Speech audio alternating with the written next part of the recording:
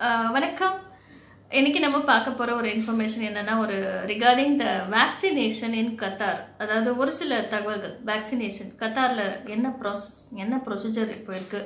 So அதே போல் ஒரு visa பற்றி அதாவது இந்தியன் எம்பசி ஒரு விசா ரிலேட்டட் இன்ஃபர்மேஷன் ஒரு சில தகவல்கள் கொடுத்துருக்காங்க. So vaccination travelling visa related information in Qatar வாங்க பார்க்கலாம். ஃபஸ்ட்டு விசா ரிலேட்டட் இன்ஃபர்மேஷனை பற்றி சொல்லிடுறேன். ஸோ நிறைய பேர் ஒரு சில ரூமர்ஸ் ஸ்ப்ரெட் ஆகிட்டு இருக்கு. அதாவது கத்தாரில் டூரிஸ்ட் விசா ஓப்பன் ஆகிடுச்சு அந்த மாதிரி ஒரு சில இன்ஃபர்மேஷன். ஸோ இன்றைக்கி மார்னிங்கே வந்த செய்தி என்ன அப்படின்னு பார்த்தீங்கன்னா, கத்தாரோட ஒரு இந்தியன் எம்பசி அறிவிப்பு கொடுத்துருக்காங்க. அதாவது எந்த ஒரு விசாவும் இது வரைக்கும் ஓப்பன் பண்ணலை. So including visit visa, family visa, அதே போல் ஒரு டூரிஸ்ட் விசா, எந்த ஒரு விசாவும் இது வரைக்கும் நியூவாக எதுவுமே இஷ்யூ பண்ணலை அப்படின்றத தெரிவிச்சுக்கிறாங்க. ஸோ எந்த ஃபேக் நியூஸும் நம்ப வேண்டாம் அப்படின்ற மாதிரி சொல்லியிருக்காங்க. ஸோ இதே தான் நானும் சொல்ல வரேன். ஸோ எந்த விசாவும் இது வரைக்கும் இன்னுமே ஓப்பன் பண்ணலை. ஸோ அதனால கொஞ்சம் வெயிட் பண்ண பிறகு தான் தெரியும். ஒரு 2-3 மந்த்ஸ்க்குள்ளே மேபி இது ஓப்பன் ஆகலாம் அப்படின்ற மாதிரி எதிர்பார்க்கப்படுகிறது. அவ்வளோதான். இது எக்ஸ்பெக்டேஷன் தான். எந்த ஒரு கன்ஃபர்மேஷன் இது வரைக்கும் எந்த சைட்லேருந்தும் இது வரைக்கும் நமக்கு கிடைக்கல. மற்ற விசா அதாவது ஒரு tourist visa, visit visa, family விசாவை தவிர ஒரு ஒர்க் விசா மட்டும்தான் இப்போதைக்கு நம்ம இந்தியா ஸ்ரீலங்காவுக்கு வழங்கிட்டு இருக்காங்க. ஸோ வேறு ஒரு சில கண்ட்ரிஸ் அதாவது க்ரீனில் இருக்க கண்ட்ரிஸ்க்கு மட்டும்தான் இந்த மாதிரி ஒரு சில விசாக்கள் அனுமதி தரதான் தகவல். ஸோ இந்தியன் ஸ்ரீலங்கன்ஸ் யாருக்குமே இது வரைக்கும் ஒரு visit visa, tourist visa, family visa நியூவாக எதுவும் அப்ளை பண்ண முடியாத ஒரு சுச்சுவேஷன் இருக்கும் நம்ம. ஸோ ஒன்லி ஒர்க் விசா அதாவது உங்களுக்கு வேலை கிடைச்சா அந்த விசாவில் நீங்கள் வரலாம். So work visa based on the employer அவங்க கொடுத்துட்ருக்காங்க அப்படின்றது தான் தகவல். இப்போ கத்தாரில் இருக்க ஒரு வேக்சினேஷன் என்ன ஒரு இதில் இருக்கும், என்ன ஒரு ஸ்டேஜில் இருக்குது. ஸோ வேக்சினேஷனை பொறுத்த வரைக்கும் அப்படின்னு கேட்டிங்கன்னா, ஸோ ஃபஸ்ட்டு பாயிண்ட் சொல்லணும் அப்படின்னு பார்த்தீங்கன்னா, ஒரு மோஸ்ட் ஆஃப் த பீப்புள் அதாவது ஒரு அபவ் 60க்கு மேலே பார்த்தீங்கன்னா ஒரு நியர்லி 70% ஆஃப் பீப்புள் வேக்சினேஷன் எடுத்துட்டாங்க அப்படின்ற மாதிரி எம்ஓபிஹெச்சில் அறிவிப்பு கொடுத்துருக்காங்க. அதே போல் இப்போது ரீசெண்டாக வந்த இன்ஃபர்மேஷன் என்னென்னா, அந்த ஏஜ் கேட்டகரி ரெடியூஸ் பண்ணியிருக்காங்க. ஸோ அகெயின் ஒரு 50 அபவ் 50க்கே ப்ரியாரிட்டி கொடுத்துருக்காங்க. ஸோ நீங்கள் ஒரு 50 அபவில் இருக்கீங்க அப்படின்னா டைரெக்டாக ஹெல்த் சென்டரை காண்டாக்ட் பண்ணி நீங்கள் வேக்சினேஷன் புக் பண்ணிக்கலாம். அதாவது அப்பாயின்மெண்ட் புக் பண்ணிக்கலாம் அப்படின்ற மாதிரி தகவல் கொடுத்துருக்காங்க. ஸோ அதே போல் ஒரு ப்ரியாரிட்டி பேஸில் இருக்கிற ஒரு பர்சன்ஸ் அதாவது ஒரு க்ரானிக் டிசீஸ் இருக்கவங்க என்ன பண்ணலாம் அப்படின்னா, ஆல்ரெடி க்ரானிக் டிசீஸ் இருக்கவங்களுக்கு ஹெல்த் சென்டர்லேருந்து கால் வந்திருக்கு. பட் இன்கேஸ் உங்களுக்கு வரல அப்படின்னா உங்களோட ஹெல்த் சென்டர்ஸ்க்கே நீங்கள் காண்டாக்ட் பண்ணலாம்.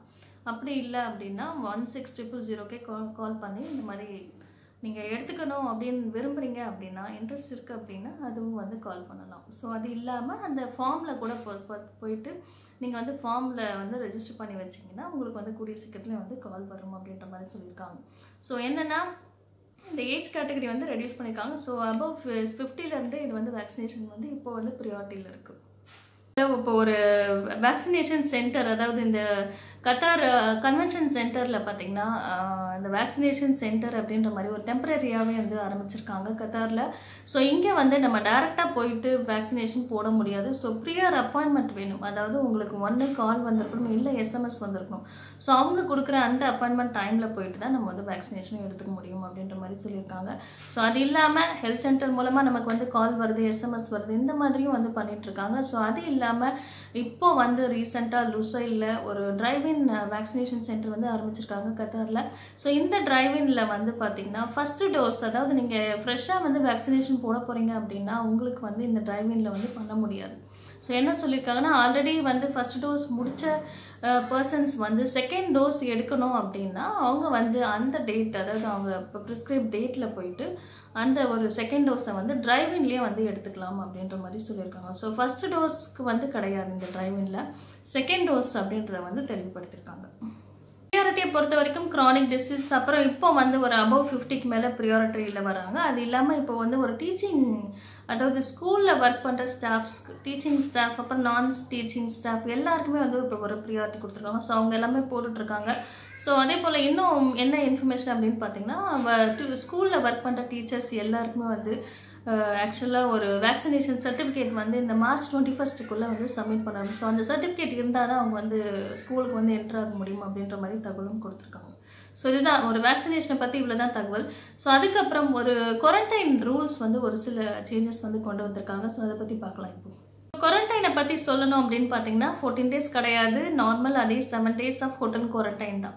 ஸோ எந்த ஒரு எக்ஸம்ஷனும் கிடையாது ஃபார் அந்த ஒரு க்ரானிக் டிசீஸ்க்கோ இல்லை வந்து சைல்டு ஒரு ஏஜ்டு பீப்புள் இந்த மாதிரி ஒரு கண்டிஷனுக்கு வந்து எந்த ஒரு எக்ஸம்ஷனும் கிடையாது. ஸோ எல்லாருக்குமே வந்து ஹோட்டல் குவாரண்டைன் அப்படின்ற மாதிரி நியமிச்சிருக்காங்க ஃபார் ஆல் ஹை ரிஸ்க் கண்ட்ரீஸ்க்கு. ஸோ இது வந்து தெளிவாகப்படுத்திக்கோங்க. ஸோ அது இல்லாமல் இப்போது என்ன சொல்லியிருக்காங்கன்னா, இந்த ஒரு ஃபுல்லி வேக்சினேட்டட் பீப்புள், அதாவது ஒரு ஃபர்ஸ்ட் டோஸ் செகண்ட் டோஸ் எல்லாமே வந்து கம்ப்ளீட்டாக எடுத்த பர்சன், அதாவது கத்தார்லேருந்து வெளியில் போகிற பர்சன் வந்து ஃபுல்லாக வேக்சினேஷன் எடுத்தவங்களுக்கு வந்து குவாரண்டைன் கிடையாது அப்படின்ற மாதிரி அறிவிச்சிருந்தாங்க. ஸோ இப்போது என்ன ஒரு 2-3 டேஸில் வந்த ஒரு அப்டேட் என்னென்னா, செகண்ட் டோஸ் முடித்த உடனே போகிறவங்களுக்கு அது வந்து அப்ளிகபிள் கிடையாது. என்ன சொல்லியிருக்காங்கன்னா, செகண்ட் டோஸ் முடிச்சுட்டு 14 days அப்புறம் ட்ராவல் பண்ணுற பீப்புளுக்கு வந்து அது வந்து எலிஜிபிலிட்டி, அதாவது எக்ஸம்ஷன் ஃபார் குவாரண்டைன், அதாவது ஹோட்டல் குவாரண்டைன்லேருந்து அவங்களுக்கு வந்து விடுவிச்சிருக்காங்க. ஸோ 14 daysக்கு அப்புறம் நீங்கள் வந்து ட்ராவல் பண்ணுறீங்க, வெளியில் போகிறீங்க அப்படின்னா திரும்பி வரும்போது உங்களுக்கு வந்து ஹோட்டல் குவாரண்டைன் கிடையாது, ஒன்லி வந்து ஹோம் குவாரண்டைன் அப்படின்ற மாதிரி தெளிவுபடுத்தியிருக்காங்க. செகண்ட் டோஸ் எடுத்த எல்லாருக்குமே இது வந்து அப்ளிகபிள். ஆனால் 14 daysக்கு அப்புறம் தான் அந்த டேட் வந்து ஸ்டார்ட் ஆகும். அதே போல் எதுக்கு இந்த வேலிடிட்டி அப்படின்னு பார்த்தீங்கன்னா, ஆஃப்டர் 14 daysக்கு மேலே நீங்கள் வந்து ட்ராவல் பண்ணுறீங்க. ஸோ போயிட்டு ரிட்டர்ன் ஆகிறது வந்து அந்த ஒரு எக்ஸம்ஷன் ஃபார் ஹோட்டல் குவாரண்டைன் வந்து only applicable for 3 months of validity அப்படின்ற மாதிரி கொடுத்துருக்காங்க. அதாவது இந்த 14th day நீங்கள் கிளம்புறீங்க அப்படின்னா அந்த 3 மாதத்துக்குள்ளே நீங்கள் வந்து திரும்பி வரணும். ஸோ அந்த 14th dayலேருந்து 3 months வந்து கால்குலேட் பண்ணுறாங்க. ஸோ அந்த 3 monthsக்குள்ளே நீங்கள் திரும்பி வரீங்க அப்படின்னா தான் இந்த வந்து ஹோட்டல் குவாரண்டைன்லேருந்து உங்களுக்கு வந்து விடுவிப்பு, இல்லைன்னா வந்து நார்மலாக ஹோட்டல் குவாரண்டைன் அப்படின்ற மாதிரி சொல்லியிருக்காங்க. அதே போல் ஒரு PCR டெஸ்ட் நீங்கள் 2 days பிஃபோர் வந்து கிளம்புறதுக்கு முன்னாடி அந்த நெகட்டிவ் சர்டிஃபிகேட்டு எடுத்துகிட்டு வரணும். அதே போல் அந்த 3 monthsக்குள்ளே இருக்கணும் அந்த பீரியடு. அப்போ தான் வந்து உங்களுக்கு வந்து ஹோட்டல் குவாரண்டைன்லேருந்து விடுவிப்பு அப்படின்ற மாதிரி அறிவிச்சிருக்காங்க. ஸோ வேக்சின் போட்ட எல்லாருக்குமே வந்து குவாரண்டைன் இருக்காது அப்படின்றத வந்து தெளிவுபடுத்தியிருக்காங்க. அதே போல் 14 daysக்கு மேலே தான் நீங்கள் கிளம்பணும், 3 monthsக்குள்ளே ரிட்டர்ன் ஆகணும். ஸோ இந்த மாதிரி ஒரு கண்டிஷனில் நீங்கள் வந்து போக போகிறீங்க, ஊருக்கு திரும்பி வரணும் அப்படின்னா வேக்சினேட்டடாக இருந்தீங்கன்னா நீங்கள் வந்து அந்த ஹோட்டல் குவாரண்டைன்லேருந்து விடுவிச்சுக்கலாம் அப்படின்ற மாதிரி சொல்லியிருக்காங்க.